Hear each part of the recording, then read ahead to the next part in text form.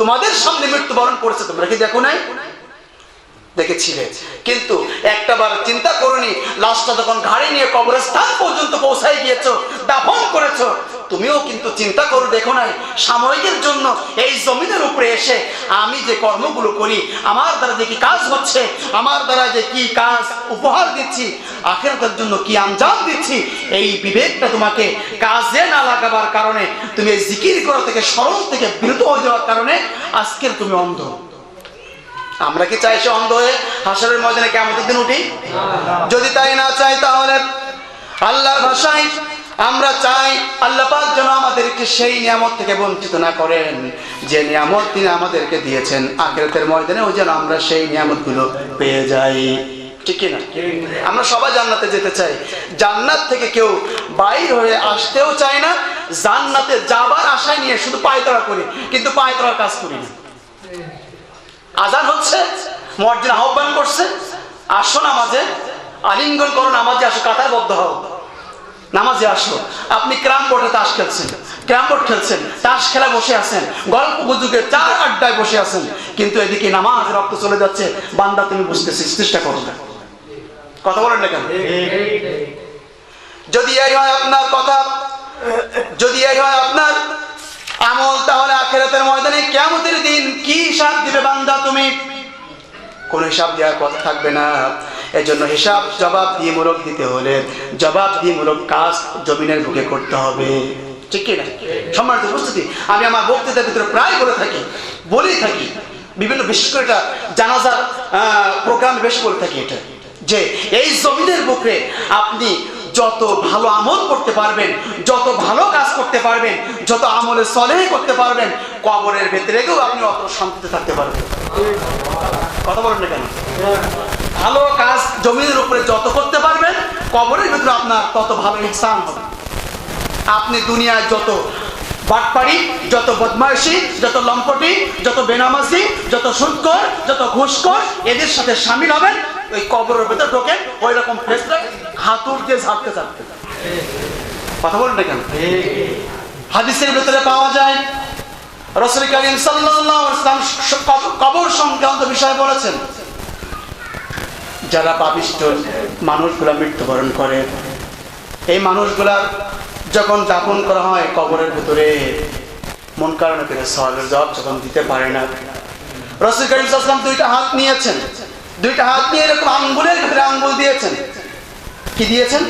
আঙ্গুলের ভিতরে আঙ্গুল দিয়েছেন, মানে একটা আঙ্গুল আর একটা আঙ্গুলকে ঢুকে গিয়েছে, প্রবেশ করছে। এক প্রান্তের মাটি আর এক প্রান্তে, আবার এক প্রান্তের মাটি আর এক প্রান্তে চলে যাবে। এই মাটিগুলা এমন ভাবে দাবড়া মারবে, আঘাত করবে, ডান বারের পাঁজরের হাড় বাম বারে চলে যাবে, বাম বারের পাঁজরের হাড় ডান বারে চলে যাবে। কাদের এগুলো? পাপিষ্ঠ, যারা চক্ষুমান জিকির করা থেকে, স্মরণ থেকে যারা বেমালুম ভুলে গিয়েছিল। এটা কবরে, কবর হচ্ছে, আমি প্রায় বলি, এটা বলি যে কবর হচ্ছে প্রথম ইমিগ্রেশন কাউন্টার। কবরটা কি? প্রথম ইমিগ্রেশন কাউন্টার। আপনি পাসপোর্ট ছাড়া অন্য দেশে যাওয়ার অনুমতি পাবেন না। ঠিক কি না? এখন বাংলাদেশ বর্ডার থেকে ক্রস করে আপনি ভারত বর্ডার ক্রস করেন, আপনাকে সর্বপ্রথম পাসপোর্টের আইডেন্টিটি দেখবে, যে পাসপোর্ট ঠিক আছে কিনা, পাসপোর্টে ভিসা লাগানো আছে কিনা, পাসপোর্ট সঠিক আছে কিনা, পাসপোর্টের মেয়াদ শেষ হয়ে গিয়েছে কিনা, পাসপোর্টে আপনার যা কিছু প্রয়োজন সব ঠিকঠাক আছে কিনা, পাসপোর্টে সিল মারছে কিনা, বাংলাদেশ থেকে ভারতে যাওয়ার অনুমতি পেয়েছেন কিনা। ঠিক কিনা? আপনার যদি এক দেশ থেকে অন্য দেশে যেতে গেলে এতগুলো আপনাকে পরীক্ষা নিরীক্ষা দেওয়ার পরে আপনি আর দেশে প্রবেশ করতে পারেন, তাহলে যে জমিনের উপরে থাকলেন, সেই জমিনের উপরে নিয়ামত ভোগ করলেন, সেই জমিনের উপরে আপনি আল্লাহর নিয়ামতের ভিতরে হাবুডুবু খেলেন, আপনি কবর নামক জেলখানায় যাবেন, আপনাকে মন কারণে সওয়াল জবাব করবে না? কার হুকুম পালন করে এসছো, কার আইন মেনে এসেছো, কার আইন মেনে এই জমিন ছাড়া ত্যাগ করে এই কবরের ভিতরে প্রবেশ করেছো? আছে না তিনটা কথা? মান রব্বুকা, মান দীনুকা, মান নবিয়ুকা। আছে না কথা? এই কথা কি আমাদের কারো জানার বাইরে আছে নাকি? সবাই জানে কি না? জানি, কিন্তু আমলে নিয়ে আসি না। আমল নাই, আমলে দুর্বল। সম্মানিত উপস্থিতি, তাহলে এটা হচ্ছে আল্লাহ পাকের সর্বপ্রথম কাজ হচ্ছে জিকির থেকে, আপনি স্মরণ থেকে আপনি পিছ পাওয়ার কোনো সুযোগ নাই।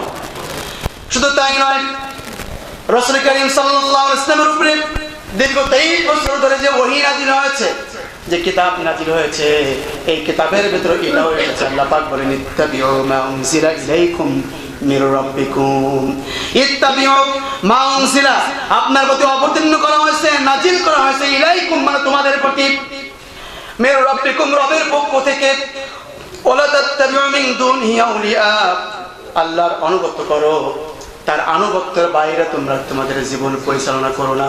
কার আনুগত্য করতে বলছে? আল্লাহ পাক বলেন বান্দা, হে রাসূল আপনার বান্দাকে, আপনার উম্মতকে জানিয়ে দেন, আপনার কওমকে জানিয়ে দেন যেন তারা আমার আনুগত্য করে, আমার দাসত্ব করে, আমার আইন মানে। এই জমিনের উপরে আমার আইন চলবে, আমার বিধান চলবে, আমার আইন ছাড়া অন্য কোনো আইন চলবে। কে বলেছেন কথা? আল্লাহ পাক তাও জানিয়ে দিয়েছেন সূরা আত-তিনের ভিতরে। আল্লাহ পাক বলেন আলাইসাল্লাহু বিআহকামিল হাকিমিন, যাদের সূরা 3 মুখস্থ আছে, এত জানা আছে না? আলাইসাল্লাহু বিআহকামিল হাকিমিন, এটা কার কথা? আল্লাহ সকল শাসকের শাসক, সব রাজ্যের রাজা তিনি একমাত্র কে? সকল রাজ্যের রাজার প্রধান যিনি, সবার প্রধান তিনি। কথা বলেন না কেন? এই পৃথিবীর বুকে যত রাষ্ট্র আছে, যত দেশ আছে, যত শাসক আছে, প্রত্যেকটা রাষ্ট্রের প্রধান একজন আছে কিনা? কথা বলেন না কেন? আছে না?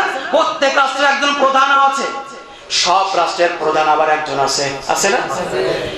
এই পৃথিবীর ভিতরে আসমানের নিচে জমিনের উপরে যা কিছু সৃষ্টি করেছেন, সকল কুল কায়নাতের মালিক একমাত্র আল্লাহ। ওই আল্লাহ বলছেন আলাইসাল্লাহু বিআহকামিল হাকিমিন, আল্লাহ হলেন সকল শাসকের শাসক, আর কেউ নাই, আর কেউ। গোলামি যদি করো তারই করো, আইন যদি মানো তারই মানো, জমিন যার আইন চলবেও তার। এটা কার কথা? আল্লাহর কথা। আল্লাহ বলেছেন এই কথা যে জমিন যার আইন চলবে তার, যার নিয়ামত তুমি জমিনের উপরে খাও, যার নিয়ামত তুমি ভক্ষণ করো, যার নিয়ামতের উপরে তুমি হাবুডুবু খাও, যে নিয়ামত তুমি পেয়েছো। এখন যদি আপনি অক্সিজেনের অভাবে মারা যেতে চান, অক্সিজেন কিসের? আপনি গুরুতর একটা অসুস্থ হয়ে পড়েছেন, এই মুহূর্তে আপনার অক্সিজেন ফেল করলেন, এখন আপনাকে হসপিটাল অ্যাম্বুলেন্সে করে নিয়ে গেল, আপনি অক্সিজেন দিলেন, প্রতি ঘন্টা 2000। কয় ঘন্টা? প্রতি ঘন্টায় 2000। এখন যদি 24 ঘন্টা রাখেন, কয় হাজার? একটু কথা বলেন, কয় হাজার? আমার কথা বুঝতে অসুবিধা হচ্ছে? আপনার এখন অক্সিজেনের প্রয়োজন, আপনি অক্সিজেন ফেল করছেন, অ্যাম্বুলেন্স করে আপনাকে হসপিটালে নিয়ে গেল, এখন আপনার অক্সিজেন দিচ্ছে, ওখানে চুক্তি হচ্ছে প্রতি ঘন্টা 2000। কয় হাজার? এখন 24 ঘন্টা থাকলেন, কয় হাজার হবে? একবার কি চিন্তা করে দেখেছেন আপনার এই 70 বছরে, 50 বছরে, 40টা বছরে আপনার জীবন যখন থেকে শুরু হয়েছে, শুধু তা নয়, ভূমিষ্ঠ হলেন মৃত্যুর আগ পর্যন্ত, এই যে সময়টা হায়াতটাকে আপনি ব্যয় করলেন, কত লিটার নয়, কত টন টন অক্সিজেন আপনি গ্রহণ করেছেন? দিতে পারবেন এর হিসাব? আছে? আন জিক্রি, কেমনে বান্দা তুমি আমার জিকির থেকে, স্মরণ থেকে বিমুখ থাকো? কিভাবে তুমি আমার স্মরণ করা থেকে গাফেল হয়ে গিয়েছো? একটা অক্সিজেনের যদি দুনিয়ার রীতি অনুযায়ী ঘন্টায় 2000 টাকা চুক্তি হয়, বান্দা তোমার একটা মাসের হিসাব তুমি শুধু দিয়ে দাও, কত হাজার টাকা তুমি আমার কাছ থেকে নিয়েছো? কত হাজার? একটা মাস হিসাব করতে পারবেন? এবার বছর, এবার আপনি যুগ। তাহলে যদি এইটাই আপনি আমি দিতে না পারি, যদি এই অক্সিজেনের মূল্য যদি দিতে না পারি, আর সব তো আছে ফেলান, আর সব বাদ দিয়ে রাখলাম।